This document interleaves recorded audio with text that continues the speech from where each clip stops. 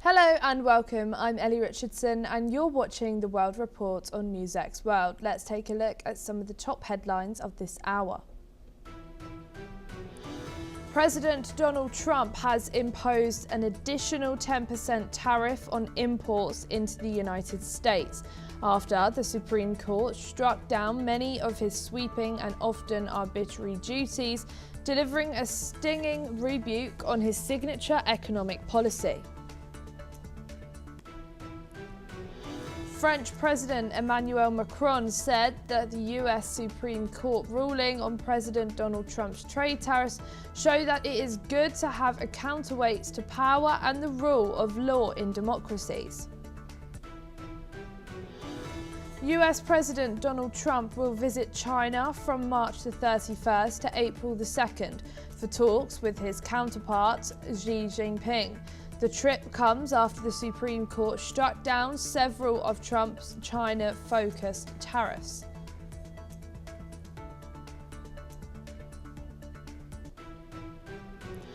Serbia and Sweden have urged their citizens in Iran to leave the country.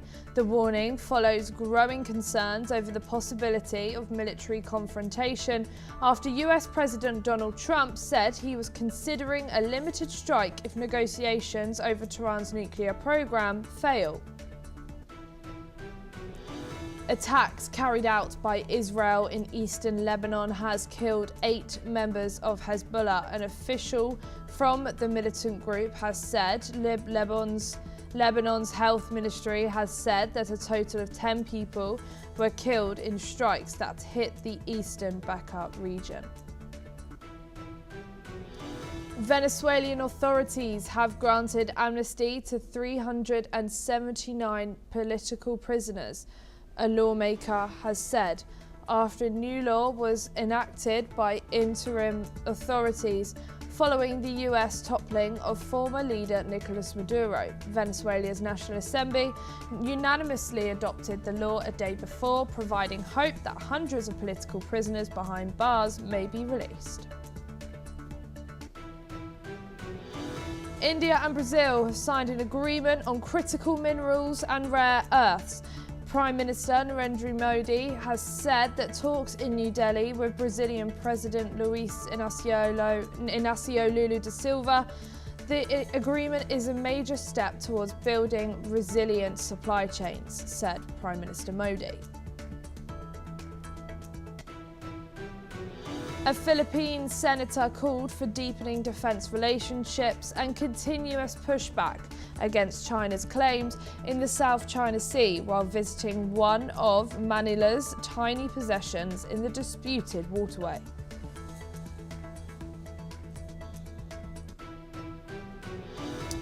And we start with some breaking news coming from the Russia-Ukraine war's battlefield.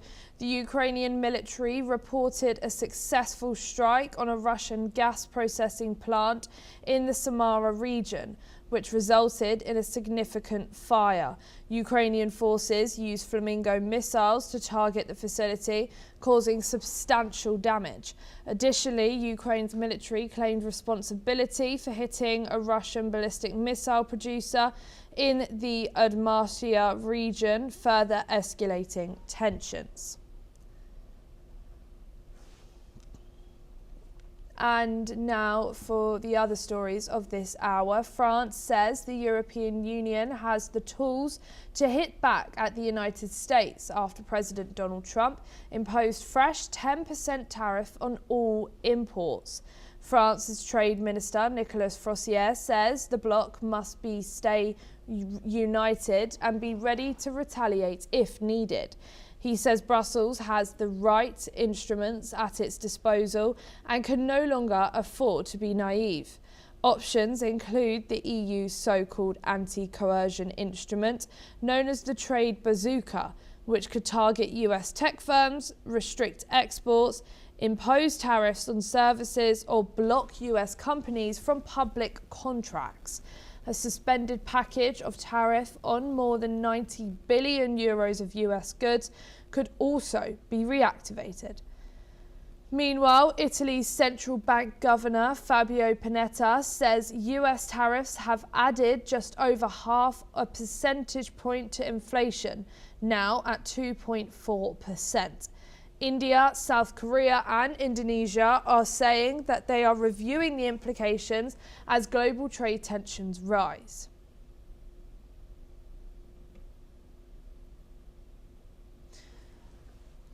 We are now going to Raymond Vickery, who is an international affairs expert, former US Assistant Secretary of Commerce, joining us from Washington, D.C. Thank you so much for joining us here today on NewsX World. What are the potential economic and diplomatic consequences if the EU actually deploys tools such as anti-coercion instruments or retaliation tariffs in response to new US global tariffs for both the EU and its transatlantic relationship with the US? Well, thanks very much for having me. It's certainly true that in order to wage peace like you wage war, you have to have a strategy, you have to have partners, and you have to have principles. And a chief part of that strategy has to be economic engagement. Economic engagement and security are joined at the hip. They're part of the same reality. So what is happening now in regard to France, in regard to EU, is an attempt to work around the chaotic approach of President Trump and his administration to the economic component of waging peace. The EU has been between a rock and a hard place. They did succumb to a 15% agreement in terms of tariffs. But now that's all thrown into a cocked hat, if you will, because of the United States Supreme Court ruling, which indicates that the authority that was used by the president is absolutely not applicable to the situation. So Macron and France, EU by extension, have gained some incentive to look again at the ways in which to work around the United States. Unfortunately, that workaround is not a simple matter because of the size of the U.S. economy, the long-term relationships between EU and the United States. It is hopeful that saner heads on both sides will be able to work through this difficulty because it has extremely serious implications, as I said, not only economically, but in security terms. People talk about China as the rising power and India economically. But it must be remembered that EU has an economy which is really greater than that of China. So the implications are very serious. President Trump got elected on his pledge to defeat inflation. That is not happening. But others in the world are looking for alternative ways to move on. And how should the EU balance its desire to defend its economic interests, for example, agriculture, luxury goods, aerospace, with the broader need to keep stable political and security cooperation with the United States? Well, that is, of course, the multi-billion-dollar question, the existential question. It is the case that the U.S. and EU have such strong ties over such a period of time, and that the relationship is important not just to EU, U.S., but to the entire world. India has recently reached a trade agreement with the EU. EU is negotiating with others as we speak. I think that the way forward is to try to prevent a disruption of ties. President Trump will not be on the scene. The chaotic approach which he has engendered, which really is sui generis. It's really not a part of U.S. history for the last 100 years or so. After World War II, the United States embarked upon a freer trade, rule of law approach. So President Trump will not be on the scene all the time. The United States Constitution is beginning to kick in. The checks and balances of the judiciary against that of the executive, the legislature will take new heart from midterm elections. So the way forward is to try to prevent a disruption of ties and to maintain relationships until President Trump is reined in and eventually passes from the scene. Thank you, Raymond Vickery, but please don't go too far as we will be joining back with you very soon. We are now going to Namal Abraham, who is a financial analyst, joining us from Kerala in India. Thank you for joining us here on NewsX World.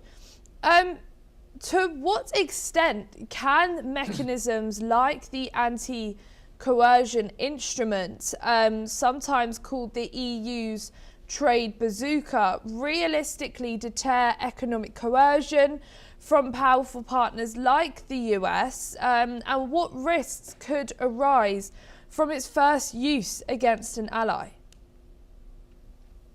Well, I think it was expected. I mean, ever since Trump spoke about Greenland, and he had already tried to impose 10% tariffs on 8 European Union nations, in fact, 7 European Union nations and the UK in early Jan. So we had expected such moves. But the bright side, as the previous panelist mentioned, the world has adjusted, not just the European Union. If you look at India, where I'm from, the world has adjusted and have made adaptations so that in the future, they don't have to rely on the US. So, for instance, in the US, due to the US tariffs, we lost close to $5.5 billion US of exports. And so what did we do as a nation? We tried to find an alternative market, which we never really had to in the last few decades. So we realized that the European Union was a market with a higher population, a similar spending capacity. So we tied hands with the European Union and the UK while the tariffs were running. So I think these kind of actions were expected from the EU. Now that the tariffs are cut down by the Supreme Court, I believe India has now the room to revisit and renegotiate on the deal as well. And like we heard, given that other trading partners like India and South Korea are also reassessing their positions amid US tariff shifts, how might these dynamics reshape global trade alliances and influence the EU's trade policy going forward? I think it's a good time for the European Union to project themselves as an alternative to the US, because if you look at other markets, other large markets, one is Russia, and most people are not associating with Russia because of sanctions. The other is China, and most countries are not associating with China because of how ambiguous their actions are.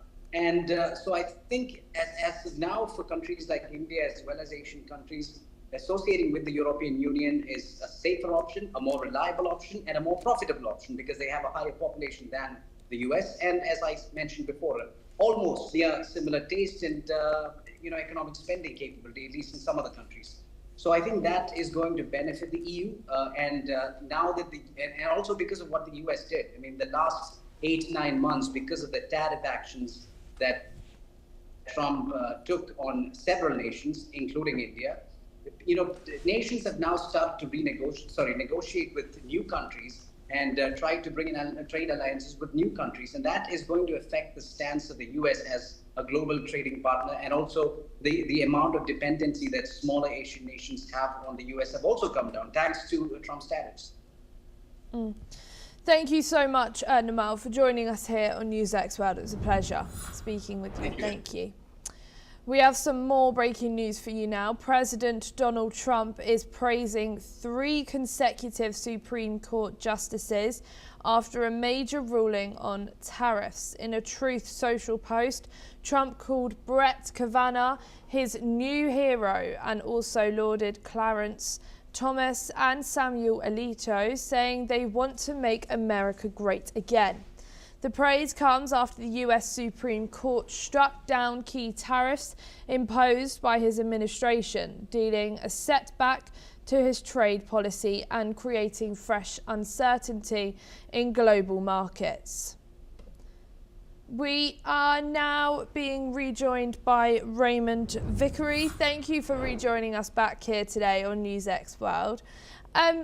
What could this social post be? What message is Trump putting out there, and why did he feel the need to name the people that did help? Is this part of his plan to make people feel bad? Why do you think he's done this? Well, thanks for allowing me to comment on this. This shows that President Trump really has not progressed much beyond his transactional approach as a real estate developer to issues and problems. Instead of looking at institutions and the rule of law, what he's trying to do is to bring pressure on what he considers to be his adversaries and to praise those who went in favor of him. Really, it's a very inadequate approach. Some might even call it childish. In that same interview, he talked about the 2 of his appointees to the Supreme Court and said that their families should be ashamed of them. Well, this is the kind of personalization which is really unbecoming to a great nation like the United States and unbecoming to the office of presidency. But Donald Trump, President Trump, is a tiger who is not going to change its stripes. He has succeeded in private business this way and to a large extent politically. And so he's doubling down on this personalization in the hopes that his MAGA base will absorb that and say that this is the right way forward. Nothing is going to sway the MAGA adherents, but those who are independents are not going to take kindly, I believe, to this kind of personalization and attack on those who don't agree with you and praising those who do agree with you without regard to any principles or institutional checks and balances which are in the U.S. Constitution. We do have midterms coming up in this November, and I predict that this kind of attack is going to wear thin on those voters who are at the margins, who may have voted for President Trump, but see that this is not the way for a great democracy to move forward. Thank you, Raymond. Again, please don't go anywhere, as we will be back with you very shortly. A suspected terrorism-related incident is under investigation in Las Vegas after a car rammed through the gate of a power substation near Boulder City, Nevada, on Thursday, the 19th of February.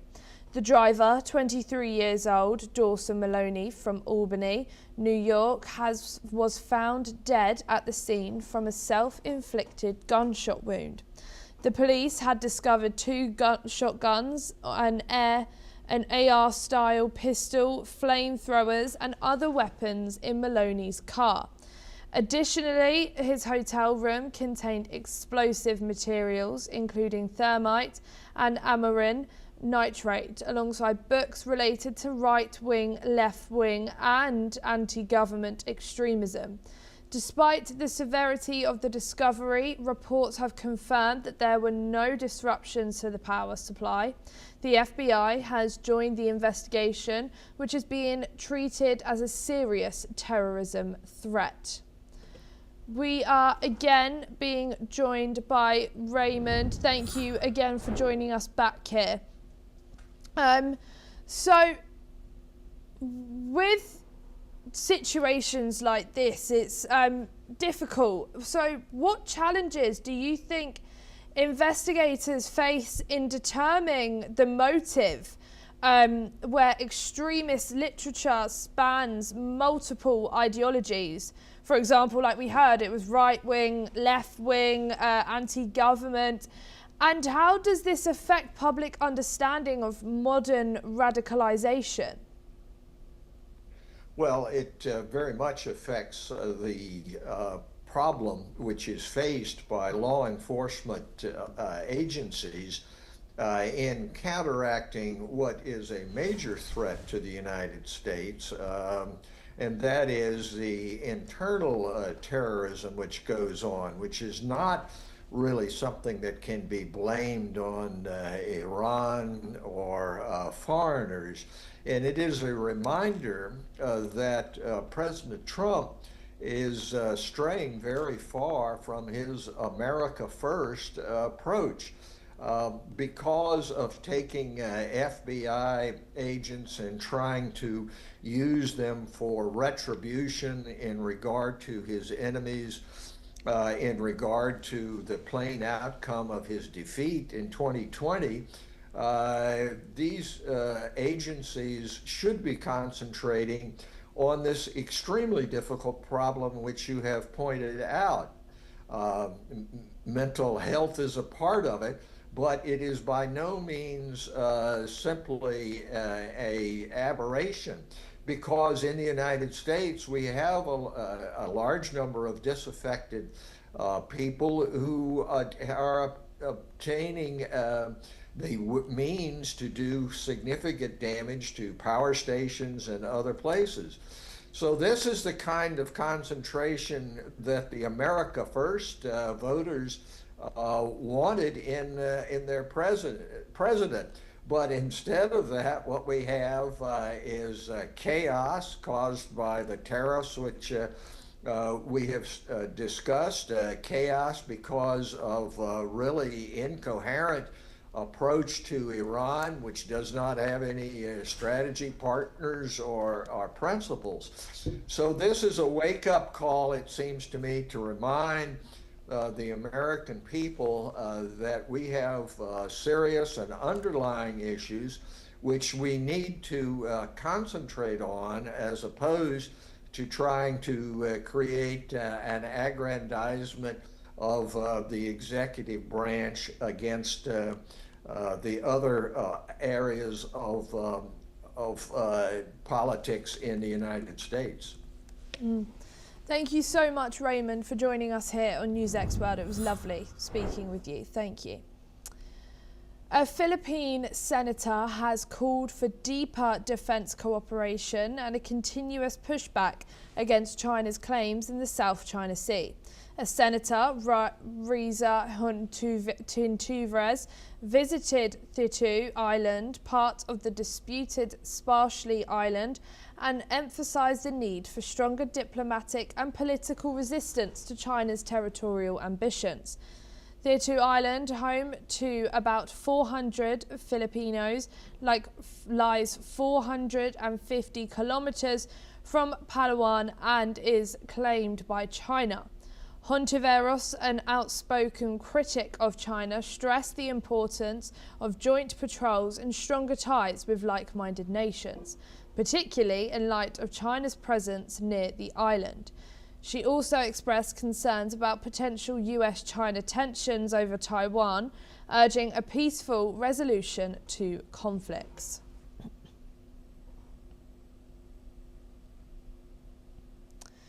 Armed men have killed at least 38 people in the village of Dusi Dan Ajia, located in Nigeria's northwestern Zamfara state.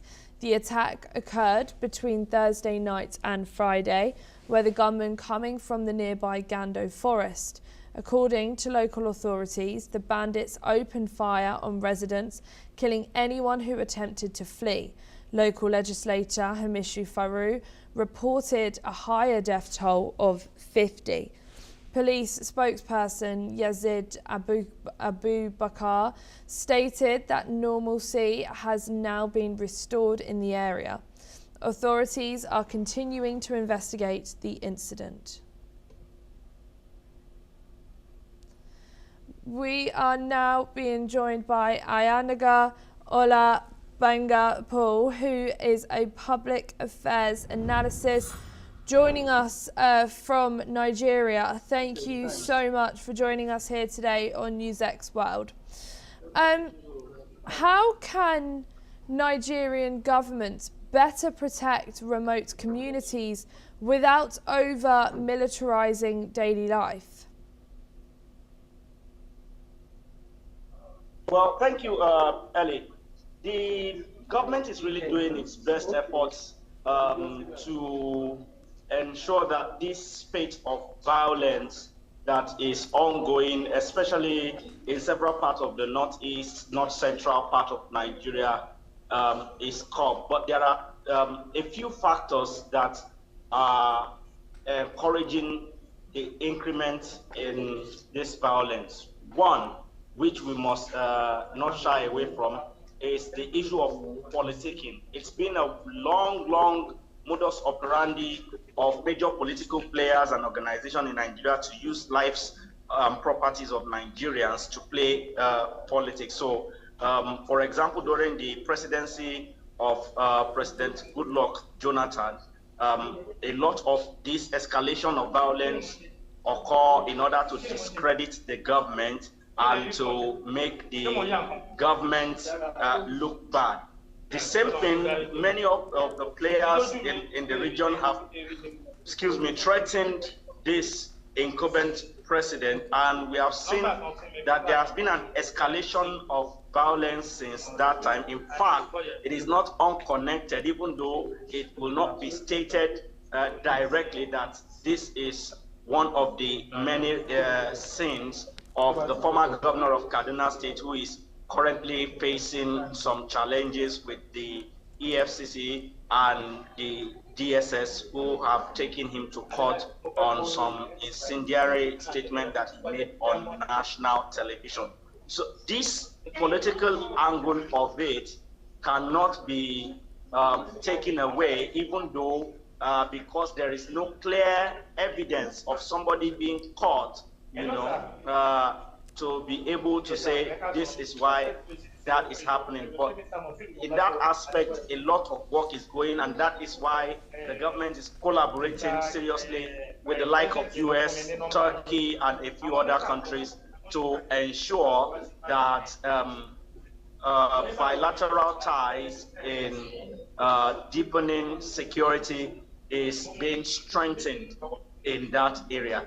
But the other area is also the fact that many of these communities, illegal miners have discovered rare earth minerals and all the rest in those areas, and in collaboration with a lot of local players in the countries who are also powerful in the government. So the modus operandi is usually to sack a town or village and then, take over such places so that illegal mining can go on unabated. And that is why, for me, I have always said, because of the vastness of many of those areas and the inaccessibility to road and easy of access for police to even come for rescue, even if the people call for help, that the people should be allowed. There should be an amendment in Nigerian gun law such that people will find it easier to legally acquire guns to be able to protect themselves, because this incident when the incident in Kwara State happened, I predicted that many more of such incidents are still going to happen, and this current situation vindicates my prediction. And I am still saying it again that as sad as this incident is, many more are still going to happen, especially in the build-up to the 2027 election in this country. I'm really sorry, Ayanaga. We are running out of time, but it was an absolute pleasure speaking with you. Thank you so much. Germany's ruling party, the Christian Democratic Union, has passed a motion to ban social media use for children under 14 and introduce stricter age verification checks for teenagers. Reports suggest the CDU's proposal aims for a harmonised EU-wide age standard and penalties for platforms that fail to enforce these measures. The motion reflects growing concerns over digital safety in Europe, following similar steps taken by countries like Australia, Spain and Britain. According to reports, the Chancellor, Friedrich Merz, has called for tougher verification checks and fines for non-compliant platforms. Reports suggest that some children support the proposed social media ban, while others argue that choices should remain with the parents. Let's listen in to what teenagers had to say. Ich finde es fair, aber ich finde, es sollte eher an den Eltern liegen, ob die das verbieten und nicht der Staat. Und warum? Also ich finde, ab 12, unter 12 sollte es verboten sein, aber ab 12, finde ich, können Kinder schon unterscheiden, was Fake News sind und was nicht. Aber manchmal gibt es halt immer noch das Problem, manche Kinder verstehen das halt anders und Eltern können das halt dann besser regulieren. Halt irgendwie ungewohnt, weil man sich so darauf einstellt, morgens kurz vor der Schule seinen Snap zu senden oder was meine Freunde halt machen, theoretisch einfach mal auf Insta kurz ein bisschen scrollen oder TikTok. That's all we have time for. Keep watching NewsX World for more news updates from around the world.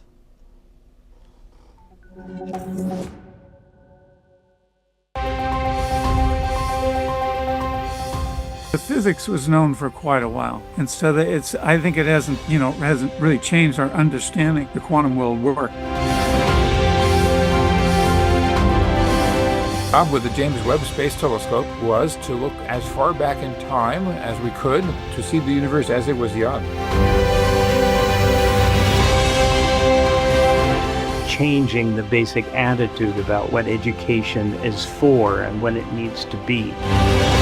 Biology, medical studies, they make great progress.